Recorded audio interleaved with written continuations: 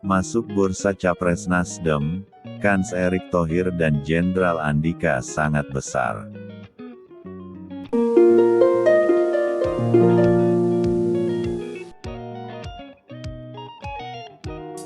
Sebelum menonton video ini, tolong di-like, di-share dan subscribe. Dan nyalakan lonceng notifikasinya. Selamat menyaksikan.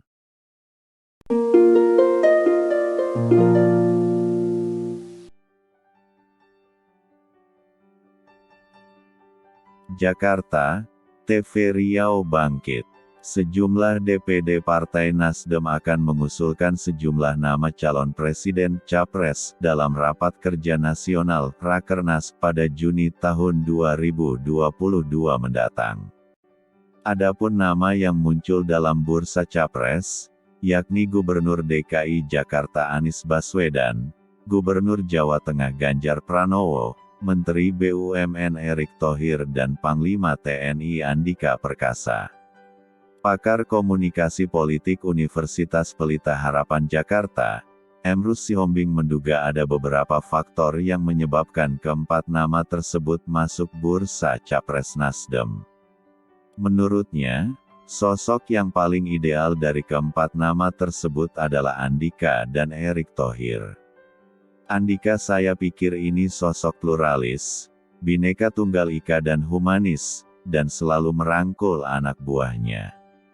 Dia juga terus membuat terobosan, seperti anak mantan PKI bisa masuk TNI. Pemimpin harus membuat terobosan terbaik untuk bangsa, katanya saat dihubungi Merdeka.com, belum lama ini. Sementara Erick Thohir, Emrus mengungkapkan, merupakan sosok yang berhasil membawa kemajuan pada BUMN. Terlihat dari adanya lowongan pekerjaan yang dibuka BUMN di tengah pandemi COVID-19. Ini menunjukkan Erick berhasil membuat terobosan positif untuk perusahaan plat merah. Kalau Erick Thohir, kita melihat ini kandidat yang menurut saya berhasil membawa BUMN. Dia menawarkan 2.700 lowongan karyawan baru masuk BUMN di tengah lesunya ekonomi karena COVID. Bukankah itu prestasi? Ada produktivitas untuk bisa merekrut tenaga kerja? BUMN berarti mampu meningkatkan ekonomi mereka, ujarnya. Sementara Anies Baswedan, dia menerangkan, masuk dalam bursa capres karena populer. Anies masuk karena diperbincangkan di ruang publik, kalau kinerja enggak luar biasa. Jakarta macet enggak, banjir masih enggak terjadi. Bicara keberhasilan dipimpin Anies masih banyak yang belum terwujud, ungkapnya. Untuk Ganjar, Emrus mengatakan, secara kinerja, politikus PDIP itu dinilai masih belum maksimal. Namun, karena memiliki popularitas yang tinggi, maka Ganjar masuk dalam bursa capres. Namun, Emrus menyarankan, Nasdem sebaiknya mengusung calon sendiri dari partainya. Salah satu tokoh yang seharusnya layak menjadi capres adalah Surya Paloh sendiri. Dalam pendapat saya kenapa enggak nama Surya Paloh bukan tokoh lain? Justru mereka harusnya membawa Surya Paloh jadi capres.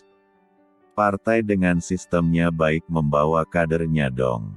Harusnya mereka dukung Surya Paloh, bukan empat tokoh ini, katanya. Untuk Erick Thohir, dia mengatakan, partai akan diuntungkan jika mengusungnya. Salah satunya faktor membuatnya kuat adalah kekuatan finansial yang dimiliki Erick Thohir. Kenapa Erick?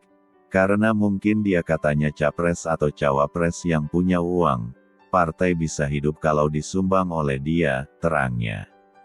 Sedangkan Andika Perkasa, Ujang mengatakan, Surya Paloh merupakan anggota keluarga besar Forum Komunikasi Putra-Putri Purnawirawan Indonesia, FKPPI. Sehingga keduanya dinilai memiliki kedekatan di luar hubungan partai.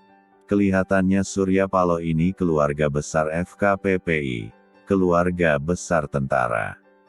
Kalau Andika diusulkan, wajar, karena keluarga besar tentara, katanya. Dilansir Merdeka.com, dan dikabarkan TV Riau Bangkit dari Jakarta.